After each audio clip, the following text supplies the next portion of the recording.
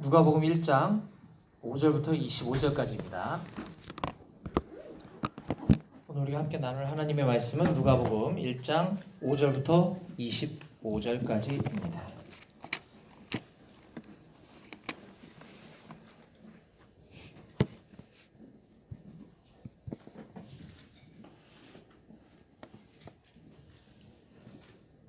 네, 찾으셨으면 저하고 여러분들하고 한 절씩 교독 같이 하도록 하겠습니다. 누가복음 1장 5절부터 25절. 그로 말미암아 우리가 은혜와 사도의 직분을 받아 그의 이름을 위하여 모든 이방인 중에서 믿어 순종하게 하나니.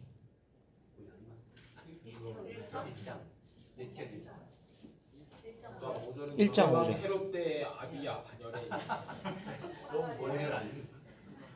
5장 1절?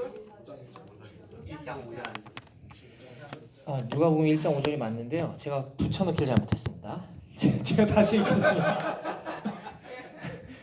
유대왕 헤롯 때에 아비야 반열에 제사장 한 사람이 있었으니 이름은 사가랴요 그의 아내는 아론의 자손이니 이름은 엘리사벳이라.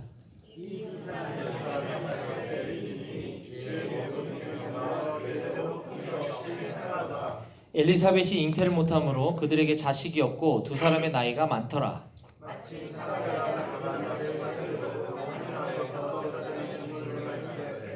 제사장의 전례를 따라 제비를 뽑아 주의 성전에 들어가 분향하고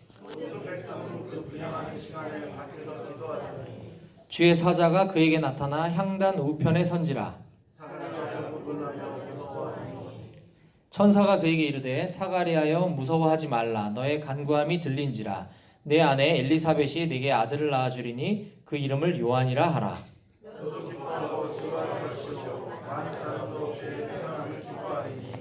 이는 그가 주 앞에 큰 자가 되며 포도주나 독한 술을 마시지 아니하며 모태로부터 성령의 충만함을 받아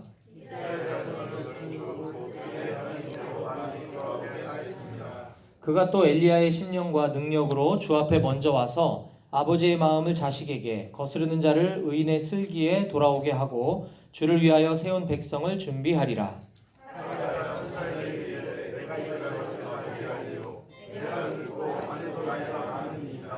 천사가 대답하여 이르되 나는 하나님 앞에 서 있는 가브리엘이라.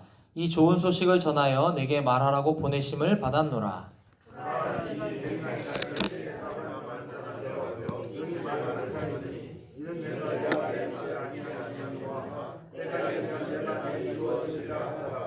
백성들이 사가랴를 기다리며 그가 성전 안에서 지체함을 이상히 여기더라.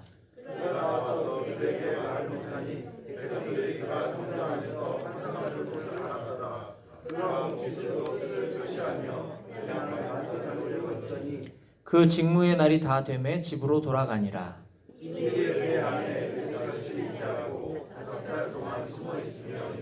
다 같이 주께서 나를 돌보시는 날에 사람들 앞에서 내 부끄러움을 없게 하시려고 이렇게 행하심이라 하더라. 아멘. 말씀에서 잠시 기도하겠습니다.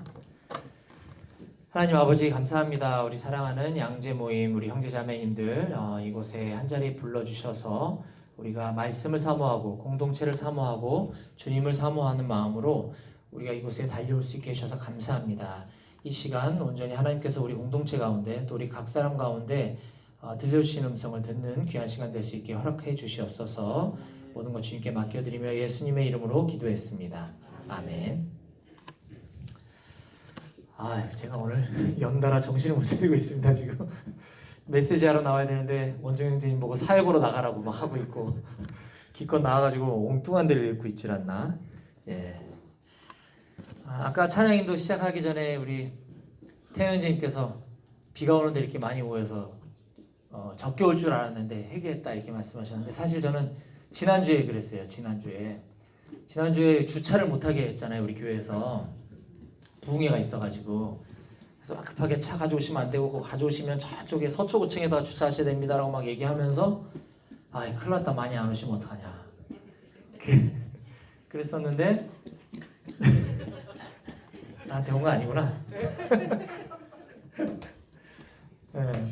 그래서 지난주에 그래서 많이 안 오시면 어떡하나 그랬는데 저희가 올해 들어와서 제가 이렇게 쭉 봤더니 보통 한 30여 명 이렇게 출석을 했더라고요. 우리 월요 모임에 한 34명, 뭐 37명 계속 그 정도로 이렇게 출석 인원을 보이다가 지난주에 올 들어 처음으로 44명이 오셨더라고요. 그래서 감사하다. 이게 상황이 중요한 게 아니구나. 저희 믿음 없음을 또 전 지난주에 얘기했는데 우리 태현님 아까 인도하실 때 그 말씀 해주셔서 제가 생각이 났습니다. 우리는 지지난주인 6월 11일 날 예수님의 족보에 대해서 이야기하면서 이제 저의 그 가문에 대한 이야기를 잠깐 나눴던 적이 있습니다. 제가 뼈대 있는 가문 출신이라 그랬죠. 경주 김씨 계림군파 기억나시나요? 예. 왜요? 뭐? 아니요라 그러셨어요? 말씀이 기억나고 이런 건 기억 안 나시는 게 좋습니다. 예. 우리 보통 이런 건 잘 기억하고 말씀이 기억이 안 나는데, 네. 그래서 제가 이제 그런 말씀을 잠깐 나누면서, 제가 그때 이런 말씀을 드렸죠. 저희 할아버님은 1866년생이신데, 김자, 교자, 영자신데, 저희 할아버님이 영자 돌림이시고, 저희 아버님은 1920년생이신데, 김자, 정자, 린자신데 가운데 정자 돌림이시고, 그리고 이제 저는 끝에 식자 돌림이고, 제 아들 학렬은 가운데가 학자 돌림이다. 김학 모시기 이렇게 된다 했는데, 그 메시지 이후에 제가 또 새로운 제보를 하나 들었습니다. 저는 이제 거기까지만 알고 있는데 그 다음 학렬은 기자 돌림이다 라는 사실을 제가 들었고, 그분께서 제가 경주김씨 계림군파입니다 라고 하셨어요. 누구실까요? 금기 형제님. 오늘 아직 안 오셨는데 금기 형제님 제 손주뻘입니다.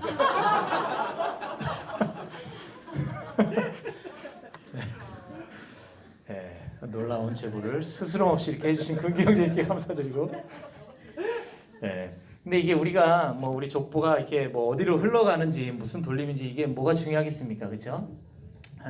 우리의 위를 이렇게 거슬러 올라가다 보면 우리는 예수님의 자손이다라는 것이 중요하고, 그 위로 거슬러 올라갔을 때 우리 하나님께로 연결될 수 있다. 그래서 우리가 하나님을 아버지라고 부를 수 있다라고 하는 것을 우리가 지난 시간에 나눴었습니다. 그 말씀은 이제 누가복음 3장과 마태복음 1장에 나오는 말씀을 가지고 나눴었는데요. 오늘은 예수님 탄생하시기 전에 잠깐 누구의 등장이 먼저 일어나고 있는 그 누가복음 우리가 읽었던 1장 5절 이후를 좀 먼저 살펴보도록 하겠습니다. 우리가 지금 현재 그 예수님과 예수님의 탄생, 공생의 사역, 십자가의 죽으심, 부활, 승천에 관한 모든 기록들이 기록되어 있는 우리 사복음서를 지금 이렇게 쭉 순서대로 나누고 있는데, 오늘 그 네 번째 시간으로서 우리는 제일 처음에 누가복음 1장 1절부터 5절까지 말씀을 가지고 예수님은 누구신가, 그리고 두 번째 시간에 복음서의 기록 목적이 무엇인가, 세 번째 시간에 예수님의 족보에 대해서 나눴고, 오늘 그 네 번째 시간으로 오늘 저는 주님 오실 길을 예비한 한 사람이 필요합니다 라는 제목으로 말씀을 나누려고 합니다. 주님 오실 길을 예비할 한 사람이 필요합니다. 그래서 아직 오늘 우리 본문에서도 등장은 하지 않았지만 오늘 본문 이후에도 계속해서 연결되어질 사람이 있었으니 그가 예수님 오시기 전에 한 길을 예비할 사람, 바로 세례 요한에 대한 출생에 얽힌 비화에 대해서 이야기를 오늘뿐만 아니라 좀 다음 시간까지 아마 이어서 나눠야 될 것 같습니다. 족보 얘기를 아까 제가 서두에 나눴는데, 오늘 우리가 읽었던 본문에도 보면 어떤 한 제사장 가문의 족보가 잠깐 언급이 되고 있습니다. 바로 아비야라고 하는 가문의 족보를 따라서 태어난 사가랴라고 하는 사람, 제사장이죠. 사가랴라고 하는 제사장과 그의 아내는 아론 가문의 또 족보를 따라 태어난 엘리사벳이라고 하는, 그러니까 사가랴와 엘리사벳 부부 사이에 오랫동안 임신이 안 되고 있었는데 간절히 기도했더니 하나님께서 기도의 응답으로 한 아들을 태어나게 해줄 것이다 라고 하는 그 천사의 계시 장면이 오늘 우리가 보았던 내용의 요약입니다. 그래서 오늘 본문 말씀은 이제 곧 다음번에 나누게 될 텐데 세례 요한의 출생을 예고하고 있는 장면이죠. 자, 저는 이제 사복음서 예수님에 대한 이야기를 나누고 싶어 사복음서를 시작했는데 벌써 오늘 네 번째 시간. 지금 딱 보아하니 다음 시간도 그렇고 아직 예수님이 등장하려면 아직 좀 시간이 더 걸릴 것 같아요. 그래서 제가 주말에 메시지를 준비하면서 고민을 좀 했어요. 아, 도대체 예수님 언제 나오시는 거야? 봤더니 1장이 80절, 무려 80절까지 있는데 80절까지가 되도록 안 나오시는 거예요. 2장부터 나오시기 시작하시는 거죠. 그래서 오늘 2장 1절부터 그냥 나눌까? 이렇게 생각을 잠깐 했었는데 제가 좀 성격이 급한가 봐요. 근데 이 누가복음의 기록 저자인 누가가 1장 3절에서 보면 이제 이렇게 얘기하고 있더라고요. 그 모든 일을 근원부터 자세히 미루어 살핀 나도. 예. 그 근원부터 자세히 미루어 살폈다라고 이제 누가복음 기록하면서 했는데 제가 이걸 서둘러서 하는 것이 옳지 않겠다. 이 사도 요한을 등장시키고 이 본문 말씀 우리에게 주신 하나님의 분명한 뜻이 있을 것 같다라고 생각해서 오늘 좀 시간이 더디 걸리더라도 다 나누고 가는 게 맞겠다라고 하는 생각을 갖게 되었습니다. 이처럼 저는 그 누가복음 1장도 못 기다리고 빨리빨리 진도가 나가고 싶어 하는데 유대인들은 무려 수천 년 동안을 메시아를 기다려왔죠. 우리가 아는 것처럼. 그리고 예수님 오시고 난 이후로 지금 약 2000여 년이 지나도록 예수님이 다시 오시겠다라고 하는 약속들을 우린 또 기다리고 있음에도 불구하고 막연히 이게 언제가 될지 모를 예수님 다시 오실 날 우리가 또 기다리고 있는 시대에 살고 있습니다. 구약 성경은 우리가 아는 것처럼 예수님 탄생하기 전까지 성경 39권을 지나도록 예수님이 오실 복음서를 기다려야만 했고요. 그리고 또 복음서에서도 지금 아직 여러 시간이 지나도록 예수님은 아직 안 나타나고 계신 것이죠. 그래서 제가 이 오늘 본문을 나누면서 첫 번째 여러분들과 함께 나누려고 했던 것은 바로 그것입니다. 오늘을 살고 있는 우리가 예수님 언젠가 다시 오실 텐데 예수님 오실 날을 기다려야 하는 우리들로서 우리가 우리 자신을 정결한 신부로 우리의 거룩한 모습으로 우리 예수님 오실 날을 기다려야 되겠다. 그리고 서두르지 말고 서두르다 보면 이단에 빠질 수 있거든요. 서두르지 말고 우리가 기다려야 하겠다라고 하는 것을 처음으로 여러분들과 함께 좀 나누고 싶었고요. 그 다음에 우리 누가복음의 저자인 누가가 복음서의 주인공인 예수님을 소개하기 전에 우리가 요한이라고 하는 조연을 등장시키는 것도 굉장히 긴 이 지면을 할애하면서 기록하고 있는 것을 우리가 보았습니다. 그 시작으로 우리가 5절, 6절을 우리가 한번 다시 한 번만 함께 읽어보도록 하겠습니다. 누가복음 1장 5절과 6절입니다. 시작. 유대왕 헤롯 때에 아비야 반열에 제사장 한 사람이 있었으니 이름은 사가랴요 그의 아내는 아론의 자손이니 이름은 엘리사벳이라. 이 두 사람이 하나님 앞에 의인이니 주의 모든 계명과 규례대로 흠이 없이 행하더라.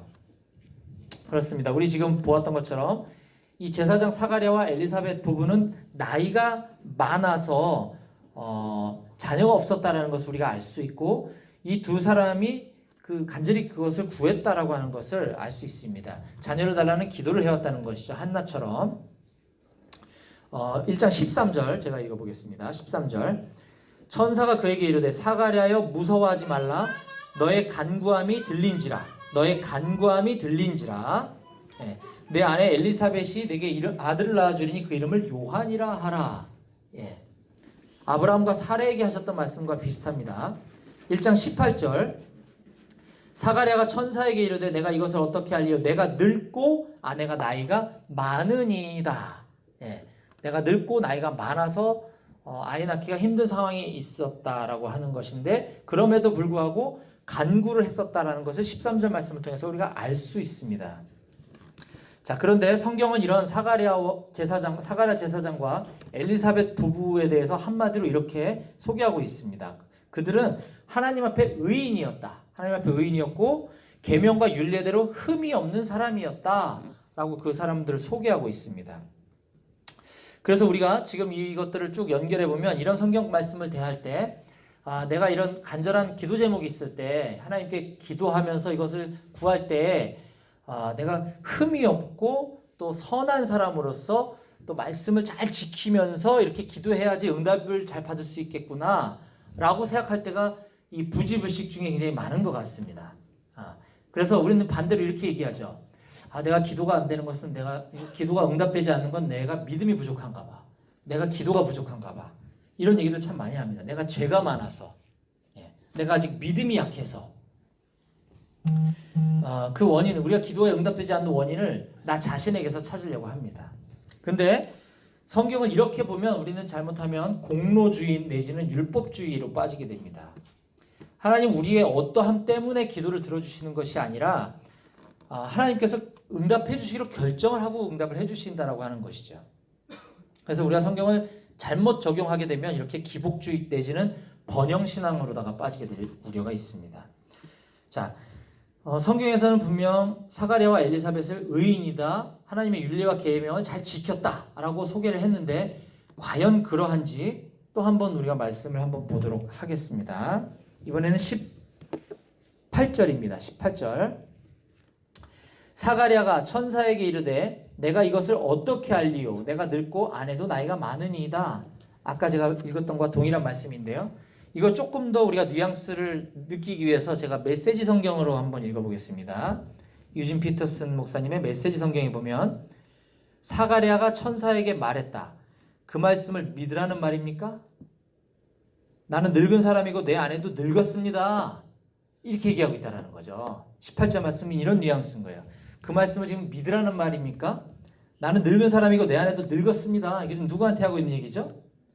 천사, 하나님의 대리인이라고 볼 수 있는 천사에게 이렇게 얘기하고 있는 거예요.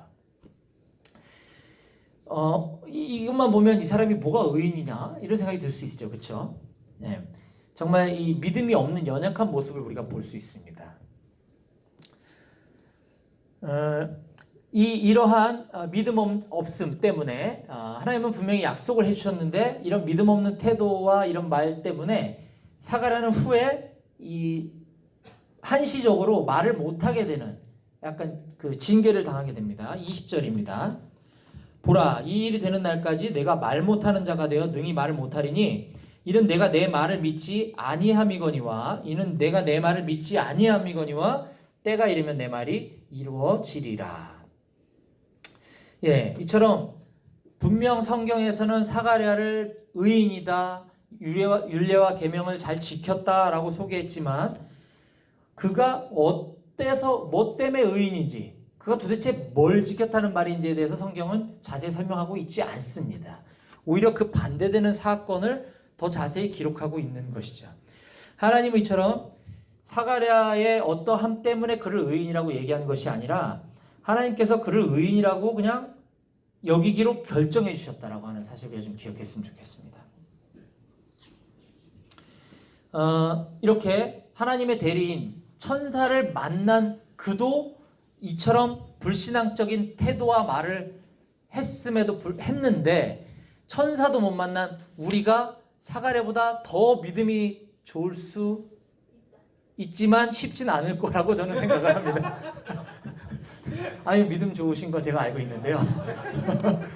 제가 드리고 싶은 말씀은 그렇기 때문에 우리가 나는 믿음이 너무 없다, 나는 왜 이 모양일까, 우리 이러지 말자라는 제가 말씀을 드리고 싶었던 거예요. 요즘 우리 순장님들은 모교 모임에서 사사기 공부를 하고 있는데요. 이 사사 시대는 우리가 아는 것처럼 인간의 죄가 계속 악순환, 사이클. 죄를 졌다가 하나님 벌 주시면 잘못했습니다, 회개했다가 또 하나님이 용서해 주고 또 사사를 보내주시면 또 죄 졌다가, 이 인간의 죄성이 얼마나 이 참 한심한지를 보여주는 책이 바로 사사기입니다. 근데 그 사사로 세워주신 그 한 사람 한 사람의 모습들을 또 보게 되면 저런 게 무슨 사사냐 라고 할 정도로 참 답답할 때가 많습니다. 그런데 이 신약 성경에 보면 이 기드온과 바락 같은 사람도 히브리서 11장에 믿음의 사람들 명단에 그 사사들의 이름을 올려놓은 것을 우리가 볼 수 있는 거죠. 근데 사사기에서의 기드온의 삶을 보면 정말 믿음의 사람 같지가 않다라는 것이죠. 그래서 어떨 때는 그걸 보면 이해가 잘 안 되고 납득이 안 될 때가 많은데 그걸 넘어서 짜증이 날 때도 있습니다. 야, 이런 인간이 믿음장에 올라가 있다니. 그래서 우리는 도대체 기드온의 어떤 모습이 이 사람을 믿음의 사람이라고 했을까라고 기드온에 집중하는 경우가 있는데, 또 바락의 믿음이 도대체 뭘 의미하는 걸까? 바락의 어떠함이 믿음의 사람이었을까? 우리 거기에 집중하는 경향이 있는데 또 마찬가지로 오늘 사가랴 누가복음 1장을 보면서 사가랴의 어떤 모습이 도대체 의인이었을까? 우리 여기에 집중하는 경향이 있는데 중요한 건 그게 아니라 하나님이 그렇게 하시기로 결정하셨다라고 하는 게 중요하다는 사실입니다. 그런 연약한 사람들조차도 하나님은 믿음의 사람이다라고 그냥 얘기해 주시면 그냥 믿음의 사람이다라는 것이죠. 전혀 의인 같은 모습이 없는 사가랴라 할지라도 하나님 그를 의인이다라고 불러주셨다라고 하는 사실입니다. 여러분이나 저나 우리에게는 이와 같이 선한 것이 하나도 없습니다. 우리의 그 어떤 우리가 뭐 살다 보면 때로는 나 이번 주에 나 큐티 한 번도 안 빼먹었어. 나 지난달에 나 전도 나 50명 했어. 이게 내가 자랑할 수 있는 믿음이 아니라는 거죠. 어쩌다가 한번 그런 것이 내가 다른 지체들과 비교했을 때 믿음이 뭐 우월하다고 이렇게 판단하면 굉장히 큰 오산이다라는 것입니다. 하나님 우리의 그러한 어떤 모습들 때문에 우리를 믿음의 사람이라고 인정해 주는 것이 아니라 그냥 그렇게 결정해 놓고 우리를 믿음의 사람으로 하나님께서 친히 만들어 가신다라고 하는 사실을 반드시 기억하셨으면 좋겠습니다. 그래서 나는 왜 이렇게 믿음이 연약한 걸까? 나는 왜 이렇게 믿음이 안 자라는 걸까? 나는 비비비 이렇게 오래 있었는데 왜 나는 그냥 이런 걸까? 우리 이렇게 생각하지 않았으면 좋겠습니다. 그냥 하나님을 믿고 하나님께서 나를 만들어 가실 일들을 우리가 기대하고 하나님께서 나를 통해 새 일을 행하실 일들을 우리가 좀 기대했으면 좋겠습니다. 또 이거 반대로 저 형제는 왜 저렇지? 아직도 저 자매는 왜 저렇지? 이렇게 생각하지 않았으면 좋겠습니다. 이거 단순히 어떤 교만에 대한 부분을 이야기하는 것이 아니라 우리가 조금만 더 생각해보면 하나님은 그런 형제님 그런 자매님조차도 믿음의 사람이다 의인이다라고 결정해 주셨는데 내가 그런 하나님을 부정하는 것과 동일하다라는 것입니다. 그래서 이건 교만의 차원을 넘어서 우리가 다른 지체들을 바라볼 때 좀 안타깝다. 왜 이렇게 성장이 안 되냐? 왜 이렇게 믿음이 약하냐? 왜 이렇게 못하냐? 이러지 않았으면 좋겠습니다. 이거는 우리가 하나님을 판단하는 굉장히 위험한 생각일 수도 있다라고 하는 사실입니다.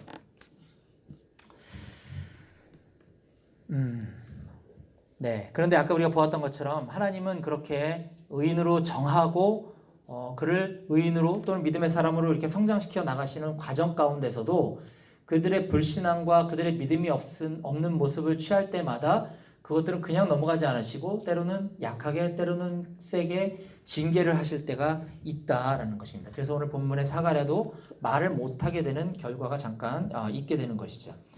그래서 하나님은 우리의 계획은 우리의 어떠함과 상관없이 반드시 그 일이 성취되어진다. 하나님은 요한을 예수님 앞에 보내기로 이미 결정을 하셨기 때문에 그의 부모의 모습이 어떠하든 상관없이 요한은 반드시 오게 될 것이다 라고 하는 사실입니다. 그래서 우리가 겪고 있는 상황 가운데 물론 모든 게 다 그렇다고 얘기할 수는 없지만 내가 지금 때로 어떤 힘든 일이 있다라고 한다면 하나님 나에게 지금 이 상황을 왜 허락하셨을까? 지금 나에게 이 일이 왜 있을까라고 하는 것들을 반드시 기도하면서 하나님께 묻고 그것들을 발견하고 회개하고 돌이킬 부분이 있다면 반드시 돌이키셔야 합니다. 그것이 우리가 믿음이 자라나는 길인 것을 우리가 좀 기억했으면 좋겠습니다. 그리고 마지막으로 제가 오늘 본문 말씀을 통해서 꼭 하나 나누고 싶은 말씀 중에 하나는 제가 앞서 잠깐 언급했던 것처럼 예수님이 빨리 오셔야 되는데 왜 예수님이 오시는 것을 이렇게 뜸들이면서 자꾸 이 별로 중요해 보이지도 않는 세례 요한을 등장시키시려고 애를 쓰고 계시고 그 세례 요한마저도 또 이렇게 뜸을 들이고 계신가라고 하는 것입니다. 그냥 빨리빨리 오셔서 우리 빨리빨리 구원해 주셨으면 참 좋겠다 하는 생각이 드는데 왜 그랬을까라고 생각해 봤을 때 하나님께서는 이 세례 요한을 꼭 보낼 수밖에 없는 이유에 대해서 이렇게 설명을 하고 계십니다.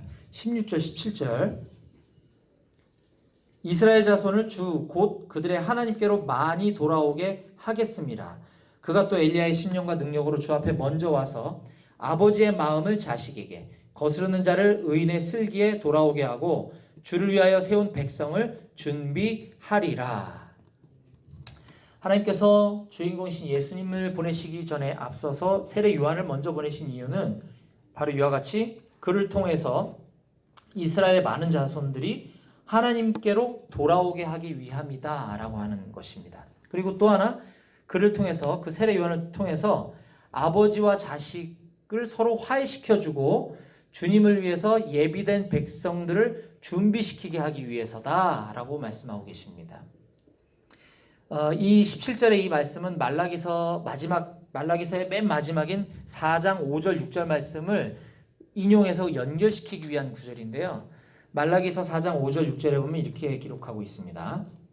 보라, 여호와의 크고 두려운 날이 이르기 전에 내가 선지자 엘리야를 너희에게 보내리니 그가 아버지의 마음을 자녀에게로 돌이키게 하고 자녀들의 마음을 그들의 아버지에게로 돌이키게 하리라. 돌이키지 아니하면 두렵건대 내가 와서 저주로 그 땅을 칠까 하노라 하시니라. 이 4장 6절 말씀을 그대로 누가복음에서 인용하고 있는 것이죠. 그래서 이 예수님 등장에 앞서서 요한을 보내신 이유는 바로 아버지와 자식 간의 그 관계를 회복시켜주기 위해서다. 그리고 이스라엘의 많은 백성을 하나님께로 돌아오게 하기 위함이다. 이것은 우리들에게도 동일합니다. 예수님 다시 오시겠다. 다시 예수님 오셔서 이 땅을 심판하시고 영원한 하나님의 나라를 이룰 것이다 라고 약속하셨는데 이처럼 오랜 세월을 뜸들이고 예수님이 아직 안 오고 계시고 예수님 다시 오기에 앞서서 저와 여러분들을 부르시고 보내신 이유는 마찬가지로 예수님 다시 오시기 전에 많은 사람들을 하나님께로 인도하고 아버지와 자식 간의 그 소원해진 관계를 우리를 통해서 회복시키기 위한 하나님의 뜻이다라고 하는 사실을 꼭 기억했으면 좋겠습니다. 이것이 저와 여러분들이 오늘 이 땅을 살아가는 이유이고 하나님께서 저와 여러분들을 직장과 가정과 교회와 이웃들에게 보내신 이유다라고 하는 사실을 꼭 기억하면서 예수님 오실 길을 앞서 보내신 저와 여러분들의 사명을 꼭 기억하셨으면 좋겠습니다. 예, 기도하고 말씀 마치겠습니다. 하나님 아버지 감사합니다. 우리가 예수님을 알아가고 싶어서 복음서를 나누고 있는데 아직까지 예수님 못 만나고 있습니다. 주님. 오늘 그 예수님에 앞서서 세례 요한을 먼저 보내신 이유에 대해서 우리 함께 나눴고 또 세례 요한의 부모님을 보면서 그들의 믿음, 그들의 어떤 선함이 어떠해서가 아니라 그냥 그것이 하나님의 은혜고 그게 하나님의 뜻임을 우리가 그냥 믿음으로 취하기로 우리가 말씀을 취합니다. 하나님, 우리가 때로는 우리 자신이 잘 살고 있는 것처럼 여겨질 때도 있고 또 때로는 우리가 너무 못 살고 있는 것처럼 느껴질 때도 있지만 우리가 그런 것들 비교하지 아니하고 그런 것들 생각하지 아니하고 그냥 나를 하나님께서 이렇게 사용해 주시고 나를 하나님께서 이렇게 성장시켜 주시기로 결정한 그 뜻에 감격해하며 살아가는 모든 우리 양재 모임의 형제자매들 될 수 있도록 도와주시옵소서. 그래서 먼저는 우리를 부르신 그 하나님의 은혜에 대한 감격과 그 하나님의 나를 향한 그 사랑이 먼저 회복되게 도와주시고 그 사랑으로 말미암아 우리가 다시 오실 예수님을 예비하는 자로서 세례 요한과 같은 삶을 살아갈 수 있도록 지금 도와주시옵소서.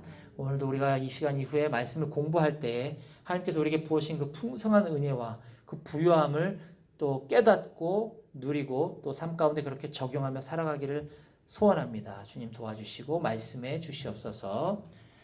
감사드리며 이 모든 말씀을 예수님의 이름으로 기도했습니다. 아멘. 박수로 하나님께 영광 돌리겠습니다.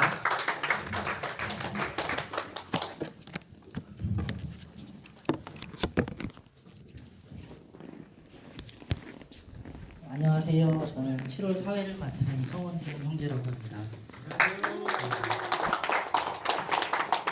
저는 저희 집은 7남매 중에 저가 6째인데요.